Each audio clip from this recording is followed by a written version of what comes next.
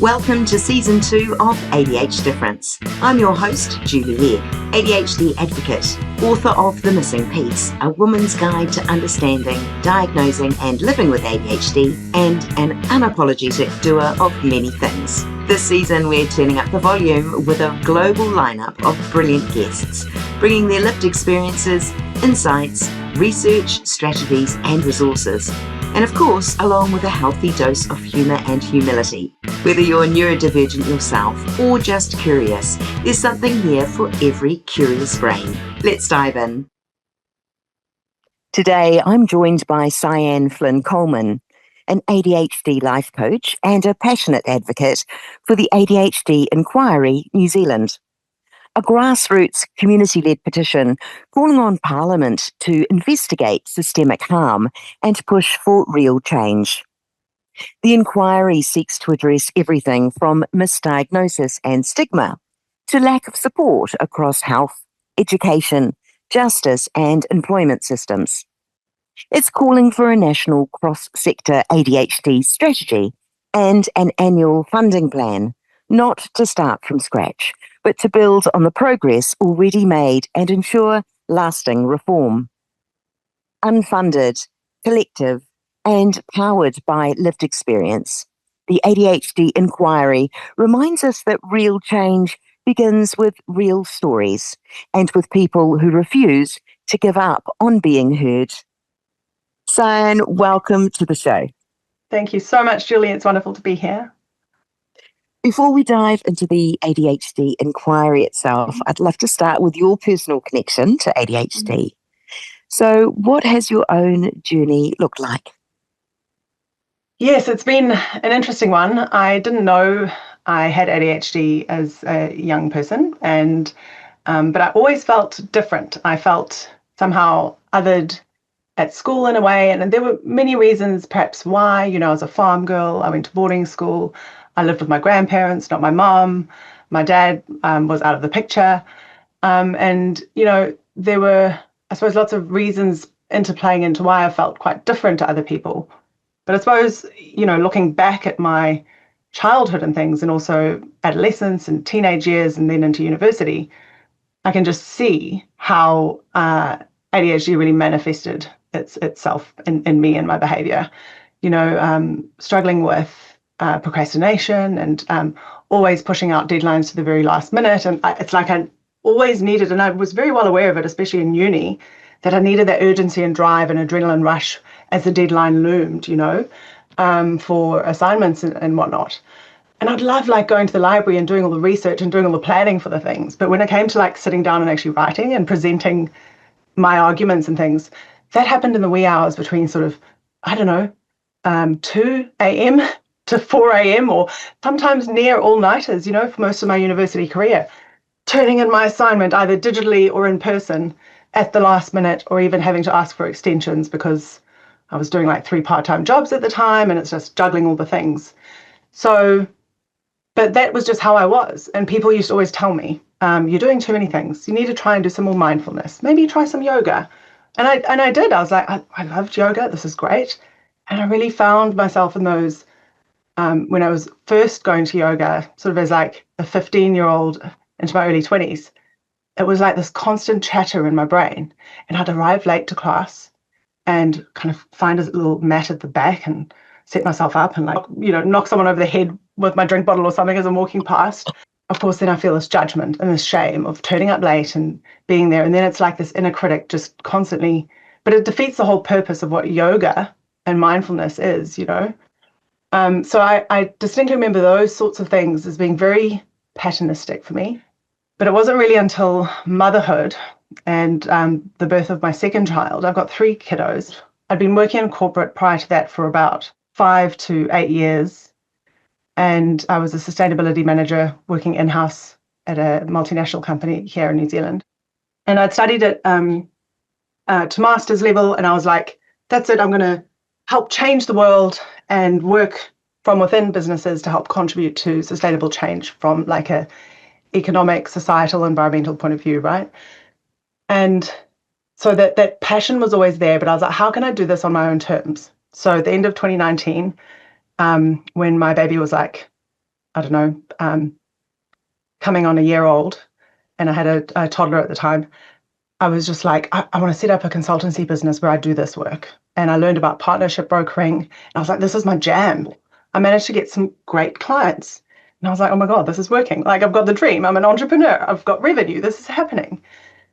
And honestly, I just felt so like I just was not coping. And my parenting just was so misaligned. It wasn't how I thought I would parent. I was trying to do this amazing client work, and I'd have 12,000 tabs open, start like 3 or 4 emails, have multiple discussions going at a time. And like my bosses or the people that I was reporting to would be like, cool, how's it going on the XYZ project? Oh, it's good. We have some good conversations with so-and-so. But it's like, oh, but the delivery, we need the thing, we need the stuff, like the document, the research or whatever. And it's like, I'll get there, and then I just felt like such a square peg trying to fit into a round hole. And so I sought therapy in mid-2020 and to help me with my parenting, and also this client work that I was just unable to kind of deliver on. And on my 3rd visit into the therapist's office, just when we started to take the masks off and stuff, she just quietly listens to me ramble on, and then she goes, have you ever been assessed for ADHD by any chance? And I was just like, isn't that the thing that like 9-year-old boys get diagnosed with and kind of grow out of when they're 25 or something? And she's like, no, and I've come to learn, this is a myth. This is a myth that we've been taught. And a lot of girls, especially high achieving girls and women, go unnoticed and undetected in childhood and through their teenage years and early adult life. I had the diagnosis, but I just knew that even regardless, I wanted to help women that coming to terms with a late diagnosis later in life. And so that's when I started my coaching training and all the other courses and programs and things, got to spin all the plates, right? But yeah, it's been a multi-dimensional journey, that's for sure. There are two sides to ADHD. There's our challenges and our strengths. I think it's a bit of a process. And at some point through acceptance and understanding challenges and looking at ways to navigate them, then one can appreciate the strengths. But I think for a lot of people, it's very difficult when they're just beginning that journey and they haven't quite, got there. Yeah. Sian, today though, we are here to talk about the ADHD Inquiry New Zealand. Yes. Now, it's a grassroots unfunded movement calling on Parliament to investigate the systemic harm experienced by ADHDers across health, education, justice and employment. So for those who might not be familiar, can you explain what this petition is aiming to achieve and why it matters right now? Yeah. So thank you, Julie. This is, we in the ADHD community and those who are advocating for the petition really are so grateful to be able to talk about this and with you and your listeners. And essentially the petition is calling for Parliament to launch a public inquiry into systemic harm. And I'll go into what that means in a second, but it's not to blame anyone, but it's essentially to fix long-standing gaps that are across these sectors, health, education, justice, and employment. And systemic harm itself actually means ongoing structural failures, not only one singular bad experience for any one individual, obviously, or a group of people, but it's more systemic than that. It's decades of fragmented policy, missing data, and uncoordinated support, really. And it's estimated that around 280,000 New Zealanders have ADHD, and that's larger than several regional populations in our country. And there's no coordinated cross-sector strategy. There's very little research as well as dedicated funding for the community. And both the UK and Australia actually launched public inquiries back in 2023. And so we need to connect what's already working and make it sustainable really for the long term. Elspeth, who's the named petitioner on this, and myself, we can only really speak from our own worldview. We talk from our lived experience, and we talk from listening to others and understanding the community and the needs. So, the ADHD community is very diverse. Everyone's experience looks very different, and that's why an inquiry matters. It's a mechanism that can gather voices from across Aotearoa with individuals, whānau, researchers, clinicians, charities and professionals who might not otherwise be in the same room. If the inquiry goes through, it'll be on record, and lived experience in Hansard, which is the Parliament's permanent record, meaning that the stories of the ADHD community become part of our national record and not scattered or lost. And it doesn't matter which government is in power at any particular time, but it's there no matter what. And so the inquiry, if it goes ahead, can actually make findings and recommendations, including around funding and coordination to help support the community, because it's now part of the Parliament record. So with the petition's wording itself, it had to actually meet really strict criteria and character limits set by the petitions committee. By actually submitting a petition to Parliament, then Parliament must give a response to the signed petitioner and all of those who have signed. So after it closes, the cross-party petitions committee, so it's not just singular party, will decide whether or not to progress it to the next stage. And once it gets to that stage, the named petitioner, Elspeth in this case, might get an opportunity to actually present the evidence to Parliament. If it gets past the petitions committee, it'll need cross-party support to get approved by government. So essentially, we're working within the system to try and help to improve it. And, of course, people will say, but what's the point? They won't listen anyway. But the alternative of not trying is actually worse. And we can go into some of those statistics as well. Yes, certainly hui and meetings and have happened, and there's goodwill there for sure, but they're few and far between, and it's piecemeal, really. So without public voices saying that this really matters, it could take years for further progress to actually happen. The ADHD community itself has spent decades masking, hiding our struggles, internalizing them, all for the comfort of others. And we can't just keep doing that. And so essentially it's about stepping into visibility, using the tools that we have calmly and collectively through the process, and backing up what's already being advocated for and worked towards. And essentially the argument is that when people with ADHD thrive, then classrooms, workplaces, families and communities will all benefit. It's not about dividing empathy, it's about expanding it essentially. Thank you for explaining that. Absolutely. I read a lovely line that really summed it up. And that it's not about starting from scratch, but about continuing the work that's already begun and then building upon that. Yeah. And that feels really true, because over the past 18 months, there has been real progress. And, we've seen Pharmac funding new ADHD medications, hui in Parliament, and moving towards making assessments more accessible through GPs. But much of this progress has been driven by unfunded community efforts. And we know that momentum is crucial. So why is sustainable government-backed funding so important to keep this work moving forward? So far, there has been progress and there has been forward momentum, but a lot of it's come from volunteers and community advocates, really, not through funded leadership. And this is crucial. So yes, the Pharmac changes, the pilots that have been undergone, the hui that have been held, all rely on goodwill, as I mentioned earlier, and not on actual infrastructure. There was a study done by Deloitte in Australia back in 2019, which estimated that ADHD costs Australia 20.4 billion Aussie dollars a year, which is about $25,000 per person with ADHD. We'll share all these links into the research and the literature in this that we've got. Obviously, there's a paucity of literature for New Zealand itself, which is why we're actually asking for an inquiry. But we can only go on what's been done internationally, really, and where other countries have launched inquiries or have better infrastructure in place to support the community.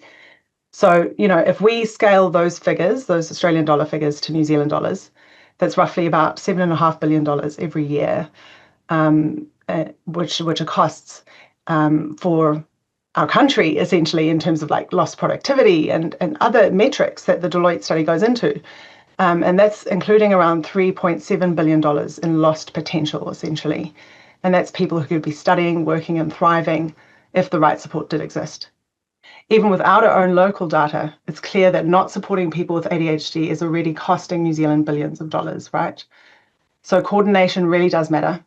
One example that really shows the progress and the challenge is the work that's already led by ADHD New Zealand. Darren Bull told One News a little while ago that it took 5 years and 312 meetings to reach agreement and improvements to ADHD management. That's an extraordinary commitment, but it also just shows how much progress still depends on relentless individual effort. It shouldn't have to take hundreds of meetings and years of unpaid work, essentially, to make things happen. A public inquiry would help to build the structure and coordination to help make this progress systemic.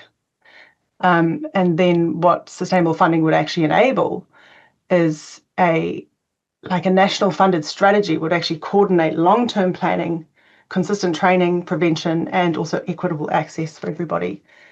It means that progress doesn't just keep depending on who has the energy to volunteer that year. And it would also, of course, mean better data, better outcomes, and accountability that lasts well beyond election cycles. So there's definitely really good reason as to why the ADHD inquiry would lead to long-term sustainable outcomes that would benefit everybody. Having local data is really important too, so we know what we're dealing with. So even pushing that to the forefront would be great, so we can have our own New Zealand stats. Absolutely. The ADHD Inquiry is a completely grassroots movement, which is a real testament to the community and their passion and persistence. So what is it like seeing so many people come together to lend their voices to this cause? Yeah, it has been completely organic, really. And it was just one of those things. I think it was early October or late September where it first came into my periphery through, I think I was just looking up some hashtag on LinkedIn for ADHD Awareness Month or something like that. And then I saw the ADHD Inquiry and I looked into it and I was just like, oh my God, there's a petition for this. This is amplifying the voices of the struggle. And that's how I came on board. It was like, I reached out to Elspeth and I was like, oh my goodness, I love this work that ADHD Inquiry New Zealand has put out there. And I think that's how a lot of people have come on board. It's like they've seen it organically on their LinkedIn feeds or elsewhere. And so it's been, quietly powerful, really. And it's got over 700 signatures now. And this is, which is pretty great for an unfunded campaign that's been very policy focused, It shows that it's real support and it's not just friends and family, but people who are wanting to get their voices heard and recognising their own experience around the petition and the reason for it. So, of course, not everyone can speak publicly on this, and many are constrained by employers, boards, or roles that they hold. And so, and I suppose one of the things that's essential to this inquiry itself is that it's ADHD friendly. People can join in how they want. They can support it for as long as they want. They can share it once on one feed and just be done with it, or just simply sign their name if they'd like, or share it with friends and family. So every share and every signature and quiet conversation on the topic really does matter. So it's been very encouraging, and I'm looking forward to seeing how it grows going forward, for sure. The petition is open for signatures until the 30th of January 2026. So for anyone listening who wants to support the petition and help make their voices heard, whether they have ADHD or simply care about equity, what's the best way for them to get involved? Yes, cool. Great question.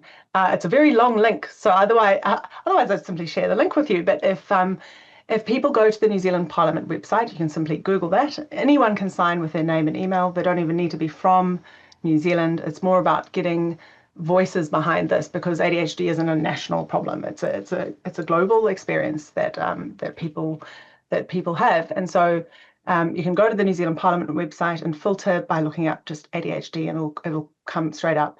You can also visit ADHDinquiry.nz to find out more, and the website also has a direct link to the petition itself. There's presence of the ADHD Inquiry on LinkedIn, Facebook, TikTok, as well as Instagram. And there's no asking for funding or donations. It's simply signatures, voices, and a joint corridor, really. And talking about it in your community, sharing the link with others, and writing a letter or an email to your local MP will help to build visibility and cross-party awareness about the campaign itself. So every small act regarding this really does count, and we welcome support from absolutely anywhere. shared voices on this issue really do matter. URLs that you've mentioned, I'll have them in the show notes for listeners to go and check out and follow through with.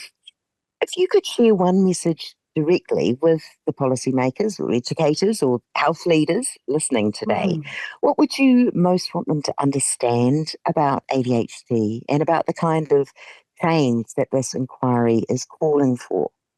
Yeah. The thing is, too often, and this wording actually made it into the petition itself, too often ADHD gets treated like a personal failing. And to be honest, as I spoke through my own personal story with you earlier, that's how I felt throughout my life. And I still feel that today, although I have to say I'm building a deeper sense of compassion and empathy for my experience of ADHD, simply by seeing it reflected in the people that I support and the communities that I'm part of. It's like, okay, we're in this together. This isn't just me. It's literally neurochemical, and really also shaped by the environment and how stigmatized people feel in the out there in the big wide world.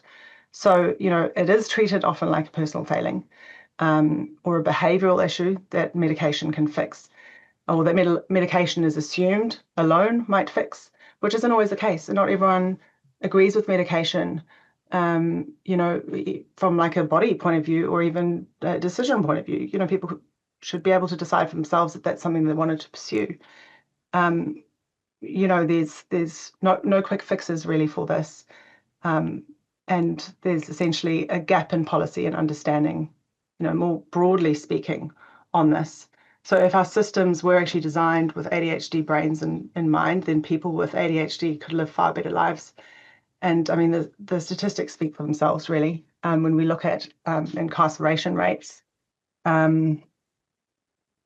so there's been some research on this. So young adults with ADHD in Aotearoa are actually twice more likely to face police action, more than 2 times more likely to be charged, and more than 2 times more likely to be convicted.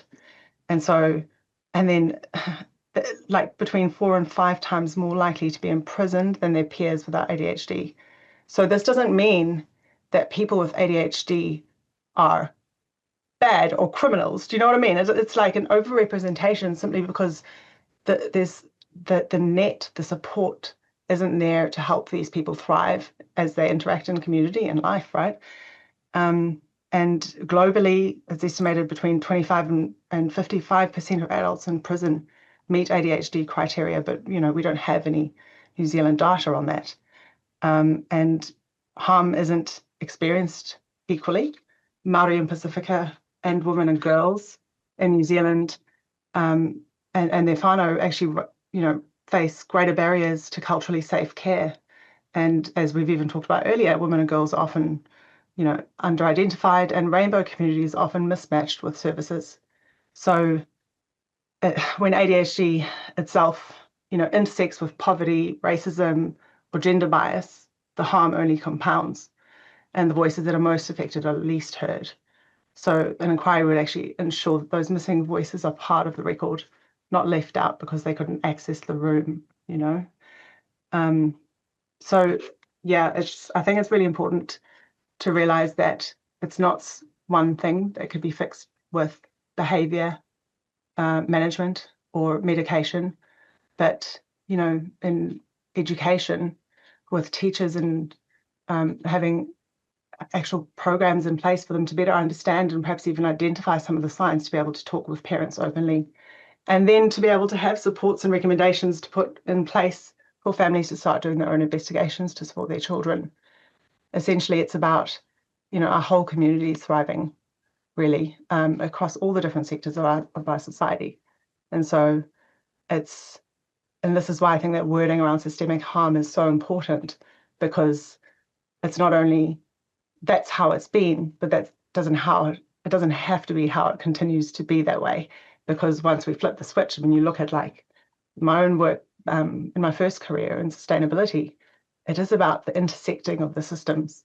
What systems are in place from like ecology and government and economy and things that like create the whole picture of how a system is failing, from an environmental perspective.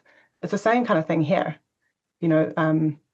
There's a way that we can move beyond the issues that people are facing on the daily, and then the struggles that teachers and education and doctors with inability to have the time to spend to actually like assess their potentially ADHD patients.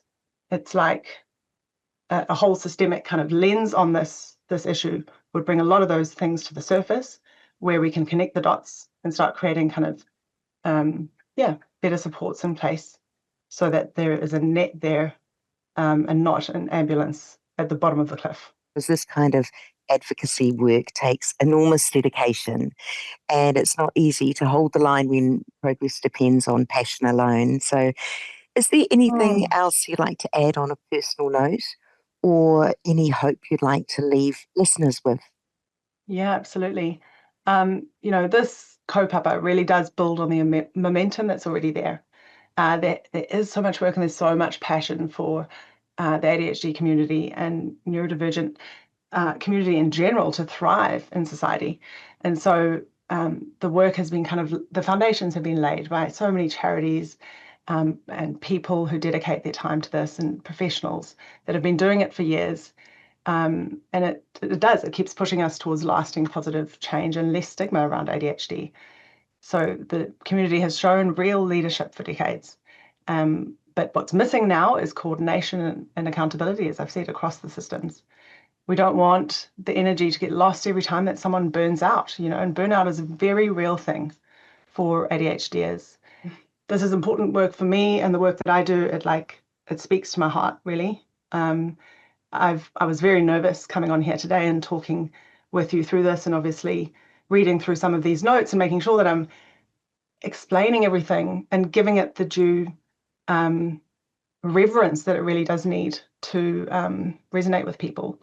But, I think people know in their hearts if it's something that they'd like to support, and whether or not they have ADHD themselves or know and love someone who does, and they want to see children in classrooms across the country thrive and teachers feel supported in the work that they do. And, another statistic, by the way, which is worth sharing, I think it's around 7 to 9 years less life expectancy for people with ADHD.